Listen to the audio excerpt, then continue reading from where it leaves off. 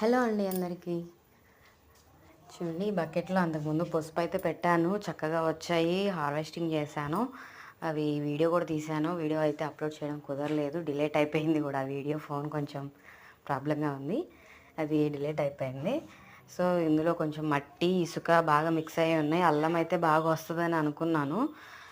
అయితే ఇందులో పసుపు వేసాను, మళ్ళీ హార్వెస్టింగ్ చేసిన తర్వాత 2-3 కొమ్మలు అయితే తీసాను పెట్టాను. బట్ అవి నేలలో పెట్టాను, ఒకటేమో మళ్ళీ ఈ బకెట్లోనే వేసాను. అవి పందికొక్కు పైపైన పెట్టడం వల్ల తీసేసినట్టుంది.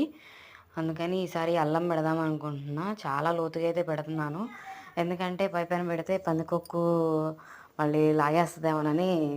మార్నింగ్ కల్లా ఈవినింగ్ పెడితే మార్నింగ్ కల్లా తీసేస్తుంది. అసలు ఏం చేయాలో అర్థం కావట్లేదు దానికి పరిష్కారం.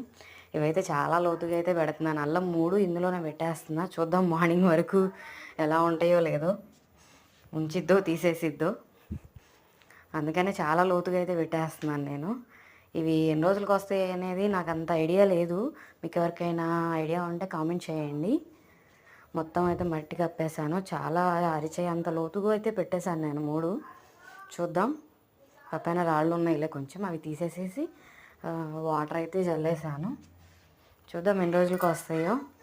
Thank you for watching. Like and subscribe. పందికొక్కులకి రాకుండా ఉండాలంటే ఏం చేయాలి చెప్పండి కొంచెం.